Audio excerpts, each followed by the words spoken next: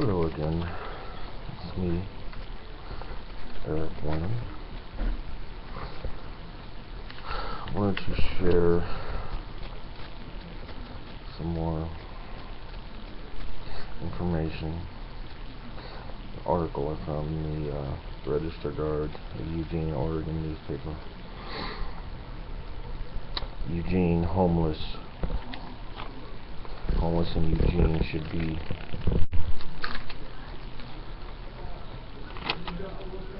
ashamed. Homeless people ought to be ashamed of themselves. Here in the greatest nation in the world, they're telling us they have nowhere to live and saying they can't rise above normal everyday challenges in the United States. Work is available. It may not be where they prefer to live and they might have to relocate, but it's available. Factory workers in the countries that make the tents are homeless or hiding in make less than they do and they eat less. Their water comes from gutters. The children of homeless Americans are taken from them and sent to work in mines and factories, as they are in other places around the globe where children work 12 hours a day, 6 days a week, for less than a homeless American daily coffee allowance. What this has to do with Eugene, Oregon, I don't know. In Bogota, Colombia, the homeless live in sewers and face daily fears that they will be killed simply because they have no homes. They're bothered that gasoline could be pumped into the sewers and set on fire, burning them alive. I do not wish to continue funding that support the homeless lifestyle at any level. Eugene, Oregon.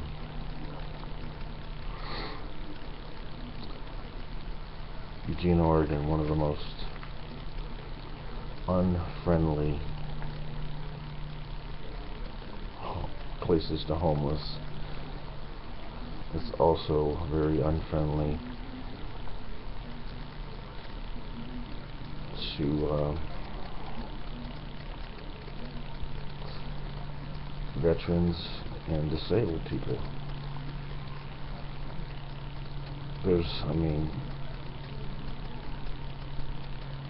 On one of the most busiest streets in the city, there's not even a sidewalk. You have to, if you're in a wheelchair, you have to go out in the middle of the road to get from Fred Meyer's to Walmart. There's not even a sidewalk.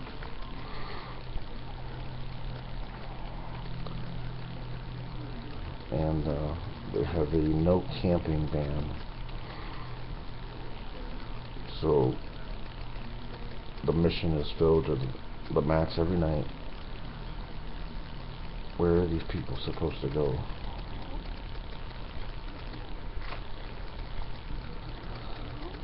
Well, let me tell you a little bit about my story.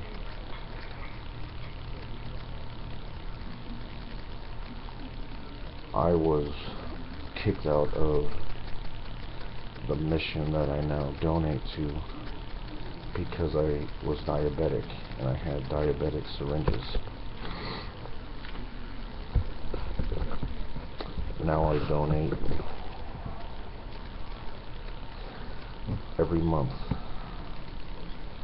to the Eugene mission. Was I ashamed? No.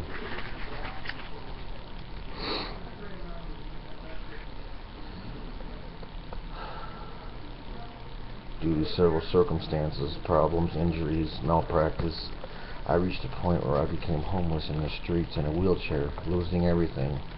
Legally homeless for years, but for several months I saw myself on the streets of Eugene with nothing but my clothes and a wheelchair.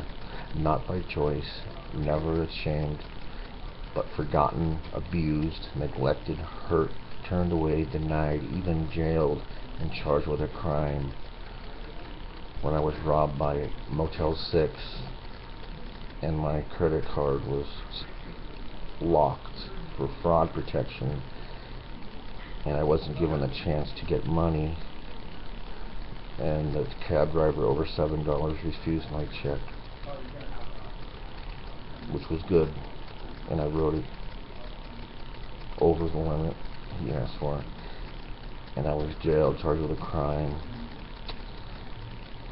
and a warrant was placed for my arrest when I was in a mental health hospital in Washington getting help. So when I returned to the VA to pick up medication a couple months later, I got no medication.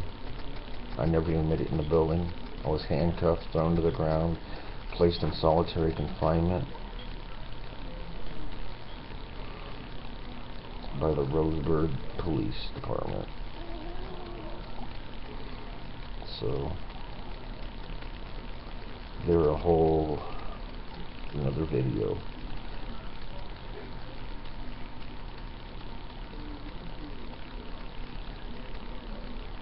One of their officers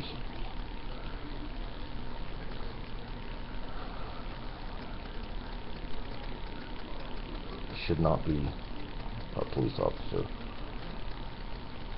He is directly responsible for the damage that ultimately destroyed my left leg, my cadaver pelvis transplant, when he forced me out of my wheelchair to push it down the street and left me there for 16 hours. All calls to 911 denied. So I would like to pull up those phone calls from that date. I was hospitalized the next day. The only reason an ambulance came to get me was because someone called and said they thought I was dead. Pretty sad. Even when you call 911, you can't get help. You actually get hurt, belittled, degraded,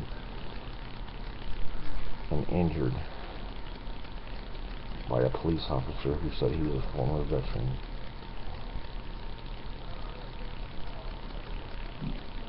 He thought it was funny. He not only charged me with a crime and belittled me, but he made it his mission to hurt me.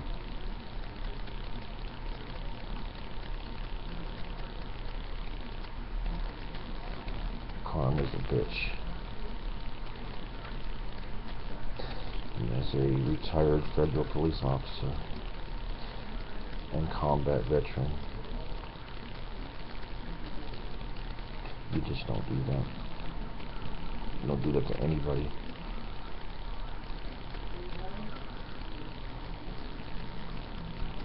I'm guessing he was jealous, as I had the exact same job and a veteran. 25 years ago, I graduated from the police academy and became a canine handler. Worked for the President of the United States. Received Christmas cards from the Vice President. Yet this Roseburg police officer said that I was now a burden to society.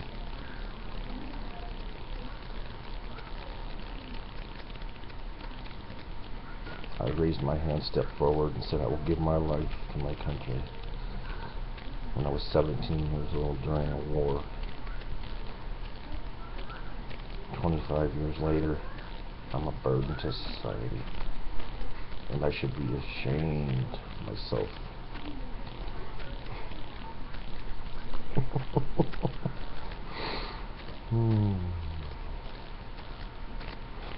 Just months ago, I was sleeping on a sidewalk.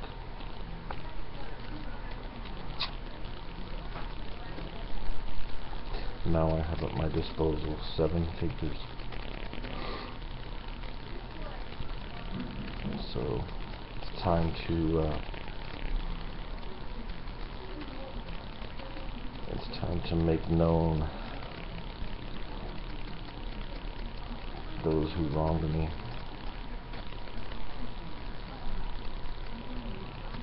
That's no threat. It will be done through the proper channels with legal action. It's just gonna feel good. Bringing to light, showing people who these people really are.